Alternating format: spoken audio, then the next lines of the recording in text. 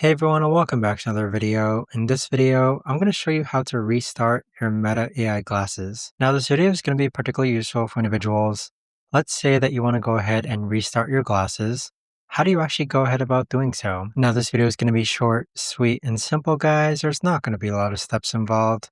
Now, in order to do this, what you're first going to do is go onto the Meta AI app. Next, find the glasses which you want to go ahead and restart. Click on the gear icon on the top right, then click on General, then click on Force Restart. So what this is going to do is that it's going to give you a prompt to make sure that the power switch is off, and also press and hold and capture the button, then slide the power switch on. Keep holding the capture button until the LED turns on, and there you have it. But that right there, guys, is the best and easiest way that I know of to actually go ahead and restart your Meta AI glasses.